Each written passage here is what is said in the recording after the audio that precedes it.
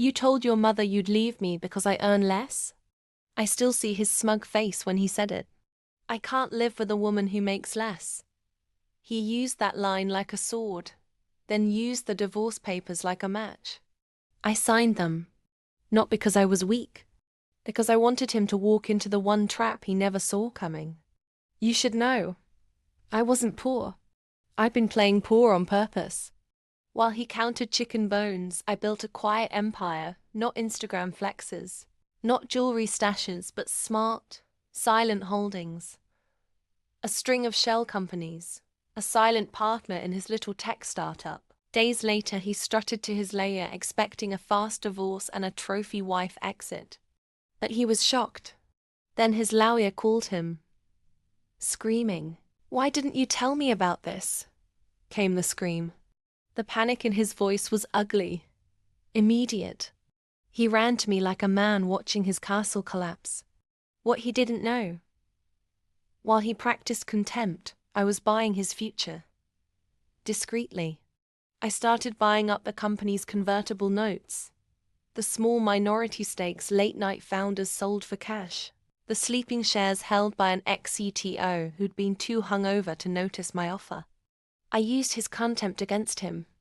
He dismissed every undervalued part of his empire, called it not worth my time. I listened when his CFO bragged at lunch about easy equity. I listened and I bought. When the divorce papers arrived, I accepted them, with one quiet addition: a demand for full corporate disclosure. That's where the lawyer's scream came from. The disclosure showed transfers, stock options, undisclosed creditor arrangements, the kind of messy truth that makes investor boards hold emergency meetings. The board met at dawn.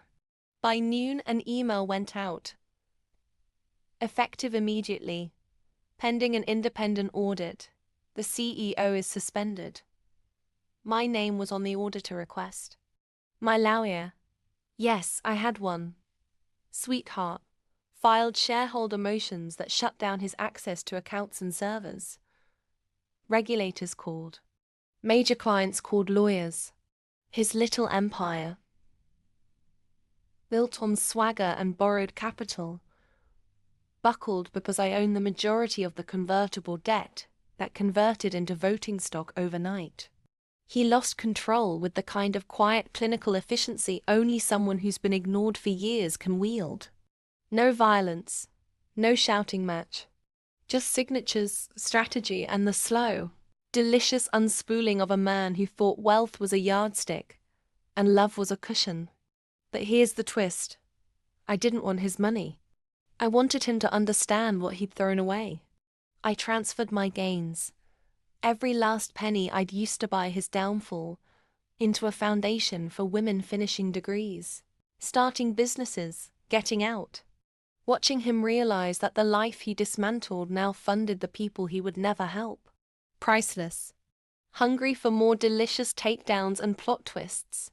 Subscribe to my channel, hit that bell, and watch how I turn betrayal into power, one signature at a time.